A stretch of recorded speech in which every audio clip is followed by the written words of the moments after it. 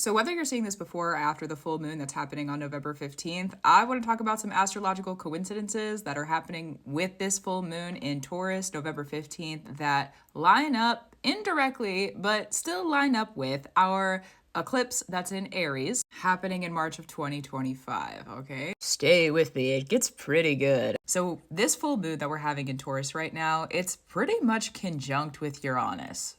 Hello. Which is about the order that comes before. It's already a structure, it's already ordered, and then eventually we become aware that it is an order. We become aware that it is a structure, and we become aware of it because the life has been offered to us, and we're able to then see, oh, this is what made that possible. I love that planet. And the more I study it, the more in love with it I am. So regardless of that, though, and in regard to it, I suppose, too, that's true. We also have Saturn going direct. It's direct right now as I'm making this video. It goes direct within 24 hours of this full moon. Saturn and Uranus are both the rulers of Aquarius, and that is where Pluto is moving into come November 19th. Now, you may be asking, what the heck does Aquarius and Pluto have to do with the eclipse that's happening in Aries in March next year? How do those even correlate? Like I said, this is going to be more indirect, but for people who like to listen to and study the subtle energies, like if you're someone who draws power from the subtle energies and your magic is not always direct and spot on all the time, this is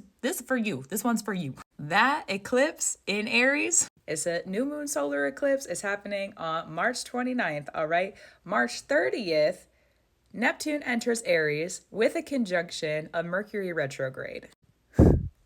Coincidence that Saturn goes direct on the same day that we have a full moon happening in the previous lunar node that was Scorpio and Taurus?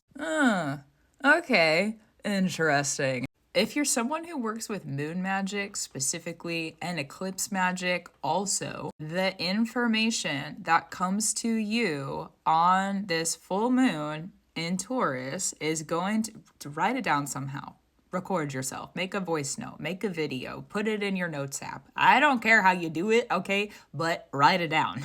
Write it down. You're gonna thank yourself later. That eclipse in Aries, Neptune might be entering into Aries, okay? But we still have Saturn in Pisces in March of 2025. Something that is being ordered within this full moon structure on November 15th is gonna show up either in that eclipse season, right before that eclipse season, or right after it. The timing is going to depend on your magic and how you're working that, and really like how the spirits on your team and that are around you need you to receive that sort of stuff. That is not up to me. Thank goodness. I do not want that power or responsibility.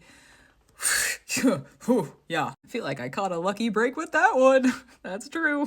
All jokes aside, okay, if you're putting together longer term works, because 18 and a half years is the time frame for eclipse cycles. It's a long time. That's a long time. So if you're looking back at anything that over the previous 3-4 years, you've really had your heart and your head set on and you've been continuously working towards and you've really been consistent with it, even if you've had to take breaks and rest, you've still kept going kind of no matter what. You haven't given up on it. Sometimes we get ideas or we pick things up and then we decide well, this is not for me. Not that kind of stuff. The stuff that you just are this is my forever. This is it forever, man. That sort of stuff. Whatever you're doing on this full moon, you probably don't understand how you're setting up the order for yourself. You probably are not going to have the comprehension, because what did I say earlier too? Uranus is about the order that comes before, and then when the life arrives, we can turn around and say, oh, this showed up because of this, this, and this, because the order and structure allowed it to be. So we might not have the awareness of it. Also, Uranus is retrograde for this full moon, so we are looking back at what has come before us right now. And retrogrades, gosh, I love retrogrades. We have to return to them in the future. We are if something is retrograde during a significant astrological event, we are bound to return to that planet's energy specifically during that important astrological event sometime in the future. We have to come back to it. So we have to come back to whatever order we're setting up during this full moon. Okay. Especially too, I just saw this. I don't know how I forgot about this until just now. Uranus being in Taurus is ruled by Venus. Venus rules Taurus, and Venus right now is in Capricorn, and Capricorn is ruled by Saturn, and Saturn just went direct in Pisces.